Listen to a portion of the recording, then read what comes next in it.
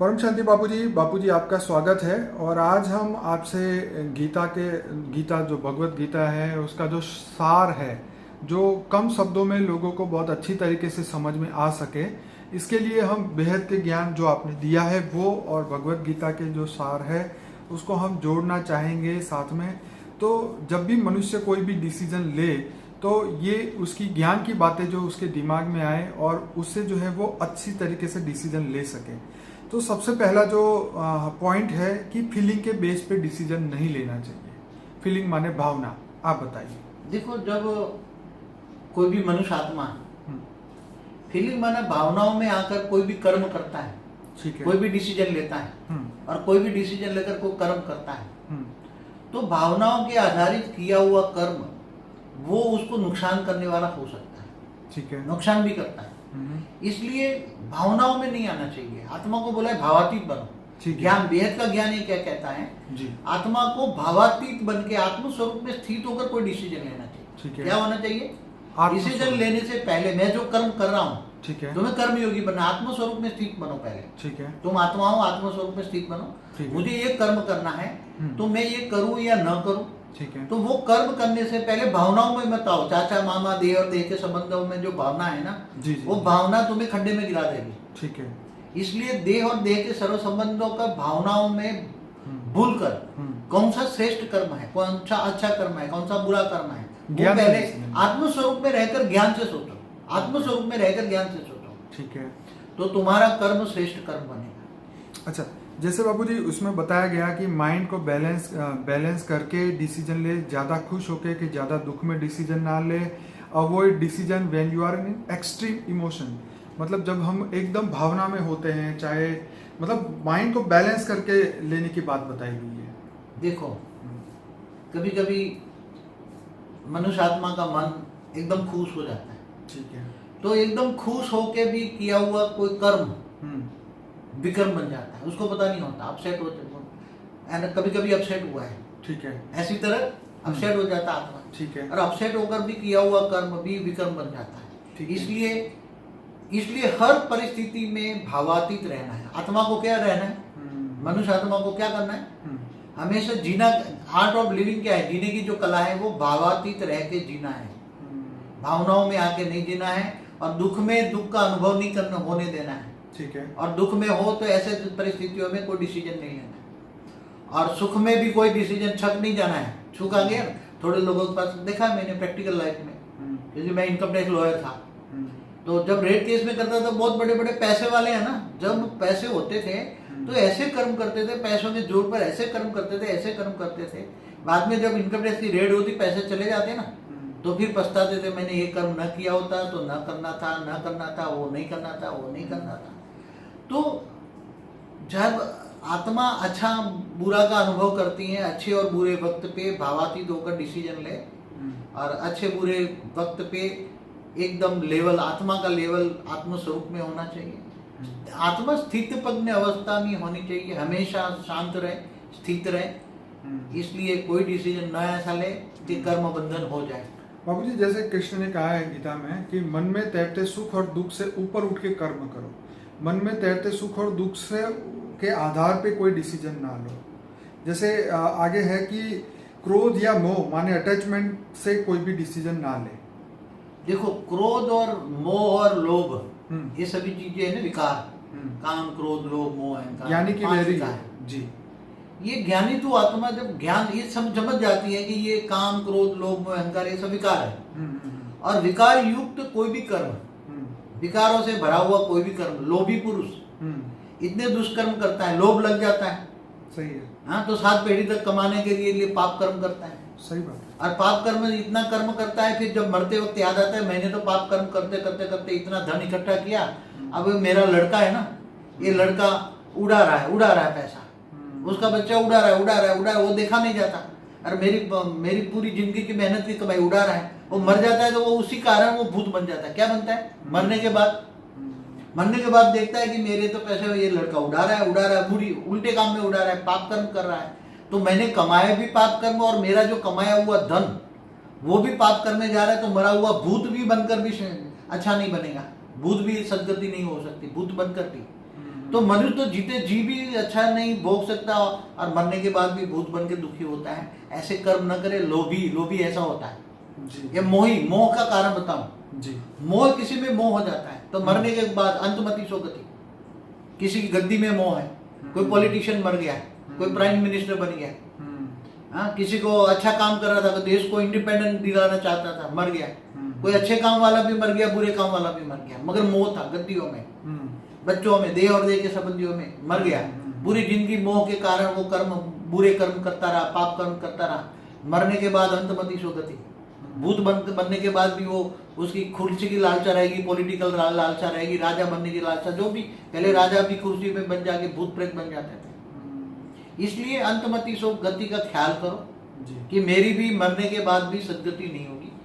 मैं अच्छे कर्म करूं तो अच्छे कर्म करने के लिए आत्मज्ञान चाहिए, आत्मस्वरूप की अनुभूति चाहिए और आत्मा में पावर चाहिए। इसलिए कोई भी ऐसा कामी, क्रोधी, लालची, कामी, क्रोधी, लालची, इनसे भक्ति ना हो, ये भक्ति भी नहीं कर सकते।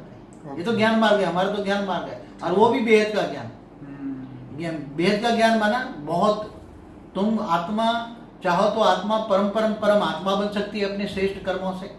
आत्म स्वरूप में स्थित होकर परम शांति के वाइब्रेशन फैला के आत्मा जो चाहे वो शांति भी पा सकती है, परम शांति के वाइब्रेशन फैला सकती है। तो ऐसे कर्म करो कि तुम्हें पीछे न पछताना पड़े।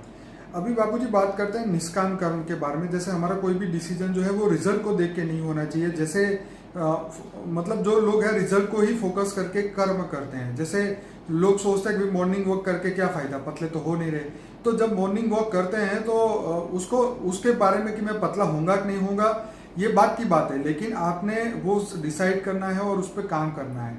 उसका फल तो देखिए, फल तो किसी के हाथ में है नहीं। परमात्मा ने बोला फल तो मेरे हाथ में है, तो जब आना होगा आएगा, लेकिन हमें निष्काम कर्म करने हैं। आप बताइए। देखो, कर्म और निष्काम कर्म में जमीन आसमान का अंतर है। ठीक है। अब जब कोई सोचता है कि मुझे ये कर्म करूंगा तो ये फल मिलेगा, ठीक है। जैसे कोई सोचता है मैं डॉक्टर बन के बहुत बड़ा पैसा कमाऊंगा, मैं इंजीनियर बन के बहुत बड़ा पैसा कमाऊंगा, मैं पॉलिटिशियन बन के बहुत बड़ा पैसा कमाऊंगा, गद्दी हासिल करूंगा। ये सब ये इच्छा से क्रिएट किए हुए कर्म है। क्या है? इच्छा से क्रिएट हुए कर्म, अपनी इच्छा ये है। अब इच्छा के कारण जो कर्म किया जाता है उसका रिजल्ट उसको ये है कि मुझे, मैं डॉक्टर बन के पैसा कमाऊंगा ही कमाऊंगा। मगर कर्म किए, मगर जो ये सोचता है कि ठीक है, मैं ये सोचे कि मैं डॉक्टर बन के लोगों की सेवा करूंगा। क्या क्या सोचे? डॉक्टर बन के मैं लोगों की सेवा करूंगा, तो वो निष्काम कर्म हो गया। क्या हो गया? ठीक है। हाँ, कोई बोलता है मैं पॉलिटिशियन बन के लोगों की सेवा करूंगा, तो ये निष्काम कर्म हो गया। और निष्काम कर्म में ज्यादा शक्ति होती है, आत्मा में ज्यादा पावर आती है। आत्मा लोगों की वास्तव में सेवा जो इच्छा है, इससे अनेक गुणी सेवा कर सकता है। देश की भी सेवा कर सकता है, स्टेट की भी सेवा कर सकता है, लोगों की भी सेवा कर सकता है, और अंत में चाहे तो आत्म स्वरूप में स्थित होकर आत्मा की पावर बढ़ाए और वो भावना रखे, कोई भी मुझे फल नहीं चाहिए, केवल मुझे लोगों का काम कल्याण करना है। क्या करना है? कोई चाहे तो मुझे दुनिया बदलनी है, बस जो भी हो जाए मुझे दुनिया बदलनी है। तो निष्काम कर्म उसको बोलते हैं कि फल की आशा रखे बिना कोई भी कर्म किया जाए। मगर आजकल तो ऐसा कोई निष्काम कर्म वाला कोई मुझे तो नहीं दिखाई देता। बाबूजी आगे है, बदलाव से ना डरे, बदलाव से मत डरे, क्योंकि नेचर जो है वो हमेशा बदलता रहता है। Change is the law of nature. अपने को खोने का जो डर है वो मनुष्य को निकालना चाहिए।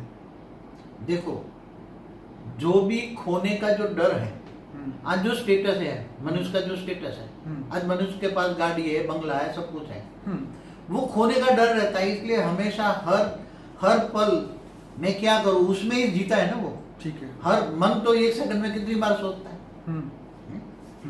इसलिए मनुष्य आत्मा को ज्ञान चाहिए और अपने स्टेटस की जिम्मेदारी कि वो जो मान शान है उसकी चिंता ना करे। पहले तो अगर सुखी होना है तो मान शान से परे हो जाए।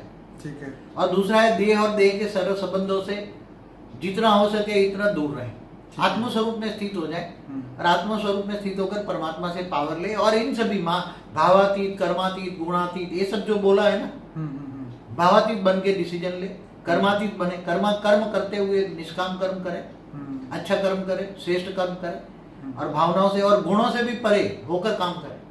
गुणातीत माना गुणों से भी परे होकर काम करे। ऐसे काम करे कि जो गुणों में भी ना आता, गुणों से परे, गुणों से आगे, इतना अच्छा काम होगी ये गुणों में भी ना है।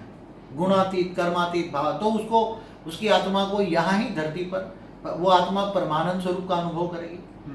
आत्मा का जब सभी का कल्याण करने की आत्मा मन करती है, कर्मातीत अवस्था की ओर जाती है आत्मा, पुण्य का फल जमा होता है, पुण्य का फल यहाँ ही मिलता है, तो आत्माओं को वो भाव मना भाव की स्टेज अच्छी बनती है, उसका मन हमेशा परमात्मा में लगता है और श्रेष्ठ कर्म करता है, बुरे कर्मों में फंसता नहीं है, क्योंकि अच्छे बुरे का भेद समझ जाता है, भावनाओं में आकर कोई भी कर्म नहीं करता। इसलिए कर्मातीत भावातीत गुणातीत स्टेज चाहिए आत्मा की, ये ज्ञान कहता है और ज्ञान स्वरूप बनना है।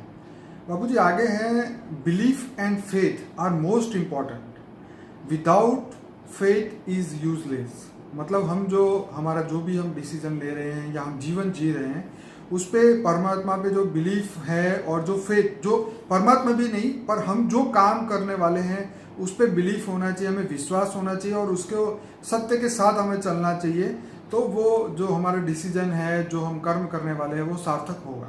आप क्या कहेंगे? देखो, आत्मा जब यहाँ तो गीता ज्ञान की बात हो रही है ना, भगवान ने जो गीता ज्ञान दिया था ना, उसका उपदेश के सार की बात हो कर रही है। तो भगवान ने जो गीता में जो 2 शब्द तो बहुत अच्छे बताए कि कर्म को जाना। अब बात हो गई कर्म की, और निष्काम कर्म भावातीत कर्मयोगी जो बात कहीं बताए, कर्मयोगी बन, कर्म करते करते मुझे याद कर। और फिर ये बोला कि तुम अपने आप पर खुद विश्वास कर, मैं एक आत्मा हूं, क्या हूं? राइट। अपने आप को जान, तुम अपने आप को जान, स्वयं को जान, स्वयं परिवर्तन कर। तो आत्मस्वरूप बन, मुझ परमात्मा को मान, तू मेरी शरण में आ जा। गीता में क्या बोला? तू सर्वधर्म परित्यज्य मामेकम शरणम मम, બધા ધર્મો છોડીને तू मेरी शरण में आ जा। तो मैं तुम्हें आत्मस्वरूप बन, मुझ परमात्मा को याद कर, तो मैं तुम्हें अंत में ऊंचते ऊंच परम धाम ले जाऊंगा जी। तो यहाँ जो गीता ज्ञान का सार जो है कि एक तो कर्मयोगी जीवन बिताना है, वहां गीता में कर्मयोगी जीवन श्रेष्ठ जीवन बताया है। गृहस्थाश्रम सर्वश्रेष्ठ आश्रम है। उन्होंने गृहस्थाश्रम को श्रेष्ठ आश्रम, गृहस्थ में रहकर कर्मयोगी बनना है। कर्मयोगी माना कर्म करते करते परमात्मा की याद में रह के कर्म करना है, ताकि कोई भी कर्म विकर्म न बन जाए और निष्काम कर्म करना है। बाबूजी यहाँ पे उन्होंने एक आगे बहुत बढ़िया बात कही थी कि हे अर्जुन, तू सामान्य मनुष्य की तरह बिहेव मत कर, माने सामान्य मनुष्य की तरह कर्म मत कर, क्योंकि तू एक श्रेष्ठ व्यक्ति है और आने वाले समय में लोग तुझे फॉलो करेंगे। तो जो श्रेष्ठ व्यक्ति का जो आचरण है वो सामान्य मनुष्य के लिए बहुत बड़ा उदाहरण बन जाता है। तो आप क्या कहेंगे, बेहद की आत्मा क्या करे? देखो अर्जुन माना बेहद की आत्मा है, ठीक है, बेहद की ज्ञानी आत्मा है, जिनको बेहद का विश्व का ज्ञान है जी, बेहद का विश्व परिवर्तन का ज्ञान है, ठीक है, वो बेहद की आत्मा है। साधारण आत्मा जैसा पर वो आचरण करेगी, साधारण मनुष्य जो करते हैं वही आचरण करेगी, तो वो उसको बेहद की आत्मा कहेंगे।